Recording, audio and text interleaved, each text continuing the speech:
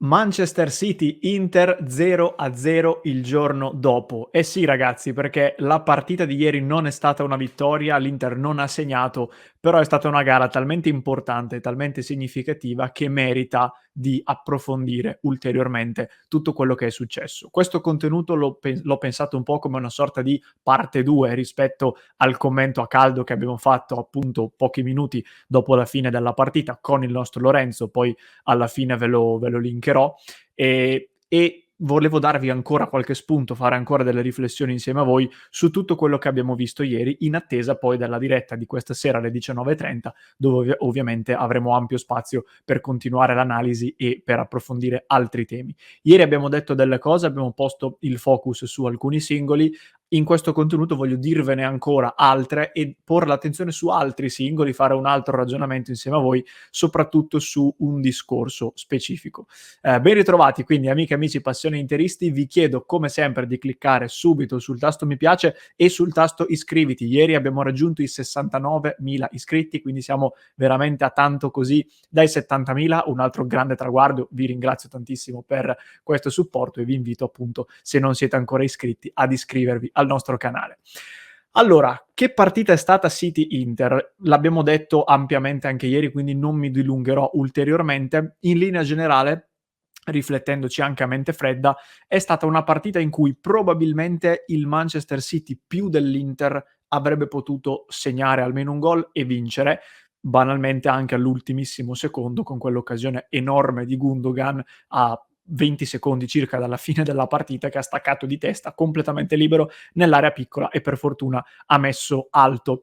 Però al netto di questo, secondo me la prova è stata comunque importantissima. Intanto nel primo tempo l'Inter ha tirato, alcune statistiche dicono tanto quanto il City, 10 tiri a testa, da altre parti ho letto 10 l'Inter, 9 il City, ma poco cambia. Comunque è stata una partita molto più equilibrata, l'Inter ha messo tanta paura al Manchester City ogni volta che aveva la possibilità di ripartire e l'ha fatto quasi sempre in maniera, non dico perfetta, ma quasi, ma su questo ci torno tra poco. Nella ripresa, soprattutto direi dal 65esimo circa in poi, il City ha preso in mano definitivamente le redini della partita, l'Inter ha perso un po' di fiato in mezzo al campo, il City invece nonostante i minuti sulle gambe dei giocatori, se possibile ha aumentato ancora di più l'intensità della pressione, poi chiaramente loro dalla panchina avevano la possibilità di inserire dei giocatori di grandissimo talento, non che l'Inter non li avesse, però comunque mi sono segnato qui, tolgono De Bruyne e mettono Gundogan, tolgono Savigno, mettono Foden, tolgono Bernardo Silva e mettono Doku. E tra l'altro Guardiola, come spesso gli capita, fa solo 3 cambi su 5. Quindi da questo punto di vista il livello tecnico del City non è calato e quindi negli ultimi 20-25 minuti hanno di fatto schiacciato completamente l'Inter, che contemporaneamente, come dicevo, ha perso un po' di fiato e di forza fisica in mezzo al campo, in avanti ha tolto Thuram e quindi ha perso anche, come diciamo spesso, quella capacità di poter mettere paura nell'attacco alla profondità rispetto per esempio a un Lautaro Martinez che ha caratteristiche diverse e che tra l'altro non è ancora al top fisicamente. Tutto questo ha contribuito ad una parte finale, a un terzo finale di gara in cui effettivamente abbiamo sofferto un po' e dove abbiamo avuto anche, dobbiamo dirlo per quanto mi riguarda, un pizzico di fortuna nell'essere usciti da Manchester con il clean sheet. E anche su questo però ci torno tra poco perché ho una cosa da dovervi dire. E che cosa è mancato al netto di quest'ultimo terzo di gara in cui la situazione si è un po' compromessa? Secondo me è ormai abbastanza evidente, all'Inter è mancata soprattutto la capacità di colpire. Le poche volte che abbiamo avuto la possibilità di arrivare al tiro o quasi con i contropiedi, siamo sempre stati poco precisi, talvolta nel tiro, talvolta anche senza tirare. Abbiamo tutti in mente ancora, credo, quel colpo di tacco di Matteo Darmian che cerca di pescare Barella alle sue spalle, poi Inzaghi nel post partita dice che avendo parlato con Darmian gli ha detto di aver sentito Barella chiamargli il pallone e allora di aver scelto quel colpo di tacco, che in diretta mi ha fatto impazzire perché tutto mi sarei aspettato tranne che una roba del genere, e poi lì non è arrivato nemmeno il tiro, così come anche in altre occasioni. Ecco, questa è proprio la cosa che manca all'Inter per passare da 30 a 31, nel senso che poi io ricordo, ci stavo pensando proprio in queste ore, anche gli anni scorsi, Se vi ricordate il primo anno di Inzaghi, Inter-Real Madrid e Inter-Liverpool, soprattutto Inter-Liverpool, una partita in cui l'Inter gioca veramente molto bene, fa una grande gara, non trova il gol e poi lo prende e perde la gara. E questo è un classico, ecco, di quando si vanno ad affrontare delle big come il Real Madrid, come il Liverpool, come anche il Manchester City. Ieri per fortuna non è successo, però è sicuramente uno degli elementi, se non l'elemento più importante su cui andare ad intervenire. Al di là di questo però, e tornando a concentrarci sui lati positivi di questa partita, che sono davvero tanti, secondo me la prestazione di ieri e la capacità di uscire da Manchester con un punto dimostra ancora una volta quanto il livello dell'Inter oggi sia alto. E ieri io nel commento a caldo dicevo che l'Inter ormai si siede al tavolo di queste super big europee senza più sentirsi un'intrusa. Si siede con merito, si siede perché in campo dimostra di potersela giocare e di tenere testa anche a degli squadroni enormi come il Manchester City anche in trasferta. E in questo senso quindi io vorrei ribadire un concetto importante che da alcuni tifosi era stato un po' messo in dubbio dopo il pareggio deludente contro il Monza. Molti dicevano l'Inter fa turnover col Monza, doveva farlo con il City perché tanto persa per persa, prendiamo anche 4 pere, mettiamo in campo, non dico la primavera, ma comunque le riserve e concentriamoci sul campionato. Qualcuno dice addirittura in Champions tanto non arriveremo a vincerla, quindi tanto vale giocarla un po' così e puntare tutto sul campionato. Io non sono d'accordo su questo. Sono d'accordo sul fatto che sia molto improbabile che l'Inter vinca la Champions. Impossibile non lo dico, ma ci sono comunque poche possibilità. E sono anche d'accordo sul fatto che il campionato debba comunque rimanere un primo obiettivo, magari non l'unico, ma sicuramente un primo obiettivo. Però il fatto di avere la possibilità di giocare partite come quella di ieri e giocarle al massimo della tua potenzialità, giocarle fino in fondo, sfiorando addirittura con ulteriore fortuna, magari anche una clamorosa vittoria, ragazzi, sono queste cose che in questi 3 anni e mezzo di Inzaghi ci hanno portato da un livello buono, molto buono, quello dal quale partivamo, ad un livello straordinario, cioè quello a cui siamo ora. Non a caso in tanti dicono il click che fa l'Inter, che poi le permette di vincere il campionato nella scorsa stagione, nasce dalla sconfitta in finale di Champions, perché sono quelle partite lì che ti fanno crescere come club in generale, ma anche nei singoli giocatori, li fanno migliorare, li fanno acquisire consapevolezza e non è una cosa banale. So che può sembrare un discorso un po' filosofico, ma non lo è, perché di fatto ce lo dimostra proprio il campo e io credo che uscire da Manchester con il risultato che abbiamo acquisito ieri faccia una differenza incredibile, al di là che poi il Milan, adesso arriverà il derby, è abbastanza a terra e l'avremmo probabilmente potuto battere anche avendo perso a Manchester, però ci dà una spinta ulteriore, ci dà una consapevolezza sempre più forte del valore della nostra squadra, sia a noi tifosi, che dovremmo forse ricordarcene anche un po' più spesso, ma anche ai giocatori stessi, che ne hanno un'ulteriore conferma. E su questo, tra l'altro, è bene anche sottolineare le parole che Beppe Marotta prima e Simone Inzaghi poi nel post partita di City Inter ribadiscono. A Marotta nel prepartita un po' giocando, questo dobbiamo anche riconoscerlo, chiedono se l'Inter abbia effettivamente la possibilità di vincere la Champions League e lui risponde sì, certo. Simone Inzaghi invece, che spesso veniva un po' preso in giro, tra virgolette, per quel fatto che lui quando gli si chiedeva fino all'anno scorso quale partita avresti voluto rigiocare della tua esperienza all'Inter, lui non nominasse magari il famoso derby di Giroud o Bologna-Inter di Radu, eccetera, ma nominasse Liverpool-Inter. Questo era diventato un po' un meme intorno a Simone Inzaghi. Ecco, ieri ne ha detta un'altra, tra virgolette, perché a fine partita, non mi ricordo in quale televisione, gli dicono «Mister, complimenti perché ha tenuto il Manchester City a secco a casa, cosa che non accadeva da 2 anni e mezzo, dal marzo del 2022». E lui cosa risponde? Sì, però mi sarebbe piaciuto vincere, cosa che al City di perdere non capitava addirittura dal 2018. Quindi sposta ancora più in là l'asticella e mi sembra abbastanza evidente, non che servisse questa conferma appunto, che Inzaghi sia un tecnico di enorme caratura europea, che sul campo ha dimostrato quello che vale. La coppa non l'ha alzata quando è arrivato in finale, però già esserci arrivato fa una differenza importante e non è l'unico risultato, perché poi negli anni da quando è all'Inter ha dimostrato una crescita importante, l'Inter ha ottenuto dei risultati anche all'interno di singole partite che per esempio con Conte, con una squadra più forte per esempio della prima Inter di Inzaghi, non ha mai ottenuto. E quindi anche per questa ragione dico, non ha molto senso ragionare su snobbiamo la Champions che tanto non arriveremo in fondo.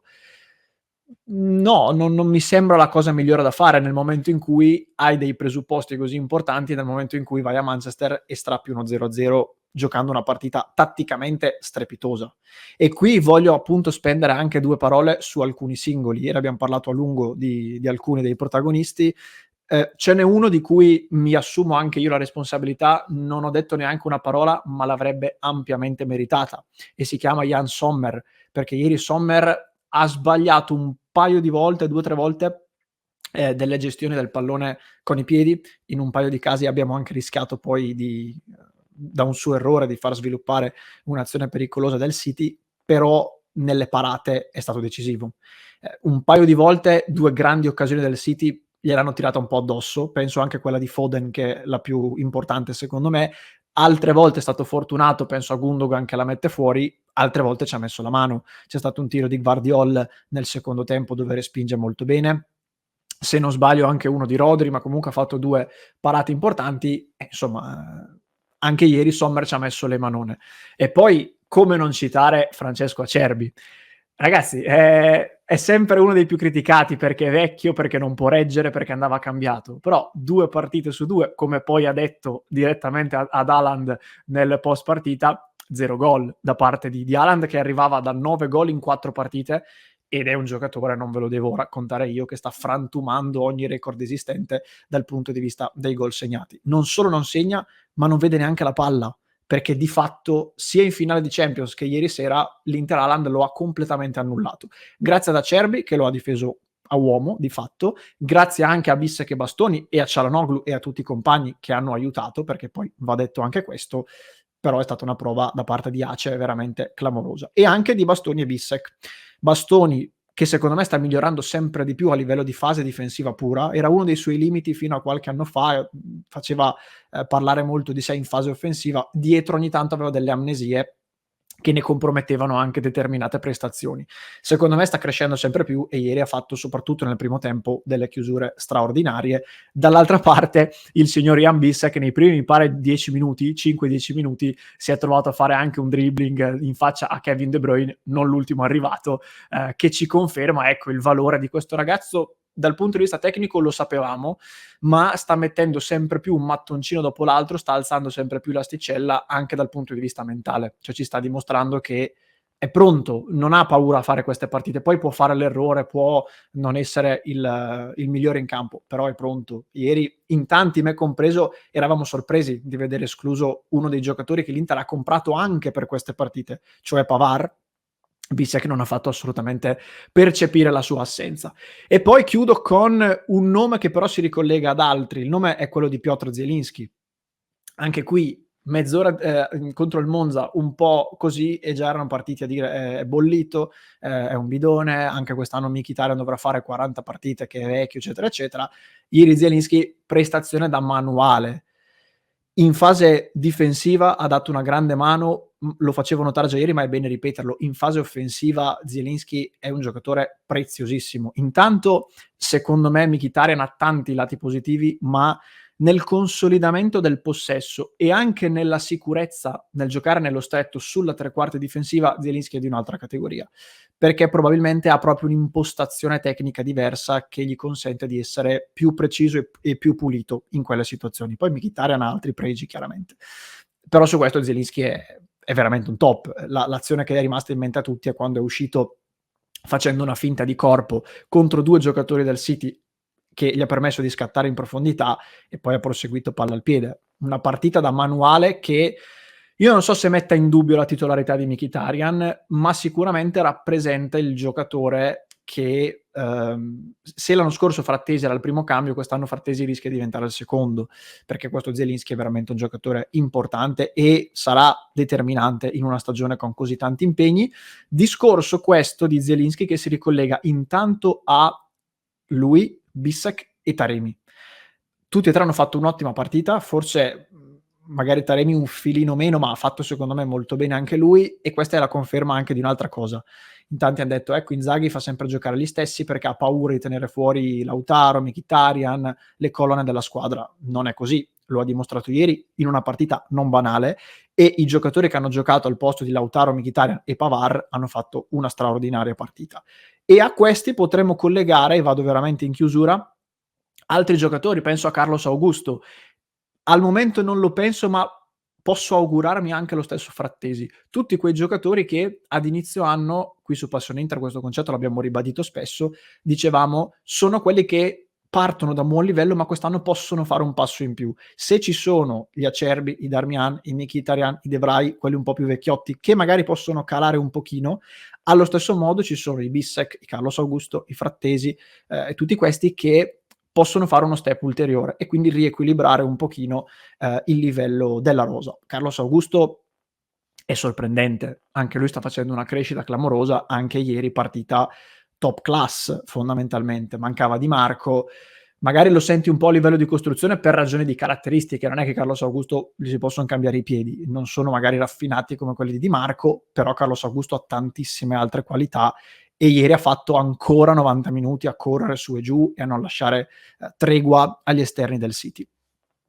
Non lo so ragazzi, io sono davvero orgoglioso, ripeto questa parola che ho ribadito ieri e sono entusiasta di quello che ho visto in campo. Ci sono delle cose da migliorare, sono consapevole, come vi ho detto all'inizio, che c'è voluta anche un po' di fortuna nell'uscire con lo 0-0 in alcune situazioni in cui il City ci ha un po' graziato, però comunque io penso che le cose migliori e i lati positivi di questa partita superino ampiamente i lati negativi. E adesso arriva un derby al quale arriviamo con meno pensieri e meno preoccupazioni dei cugini milanisti, senza dubbio, però è sempre una partita scomoda e insomma, per la legge dei grandi numeri prima o poi un derby non lo vinceremo. Spero non sia questo, spero che possa arrivare una bella vittoria, però vediamo, anche in base poi alle condizioni fisiche dei ragazzi, perché immagino che la gara di ieri sia stata molto dispendiosa dal punto di vista fisico. Çalhanoğlu è uscito con un po' di crampi, per esempio, e anche dal punto di vista mentale, perché è una gara di un livello altissimo e forse la stanchezza da questi due lati arriva quasi ad equilibrarsi, quindi dobbiamo anche capire come starà l'Inter, però allo stesso tempo ti dà una botta di carica e di energia che battere il Monza, con tutto il rispetto, per esempio, non ti avrebbe dato. Fatemi sapere nei commenti allora cosa ne pensate, se vi è piaciuta appunto la gara di ieri, se a mente fredda vi sono venuti in mente altri spunti. Vi aspetto anche stasera in diretta, che ne parliamo alle 19:30, continuiamo l'analisi, guardiamo anche qualche dato in più e magari mettiamo il focus su altri temi ancora, oltre a quelli che abbiamo approfondito qui. Vi ricordo il club di Passione Inter, se volete anche unirvi alla nostra community e sostenere il progetto Passione Inter. Ed infine, come sempre, per chi mi segue in podcast lo trova in descrizione, se invece mi segui su YouTube ti lascio qui un altro approfondimento da recuperare.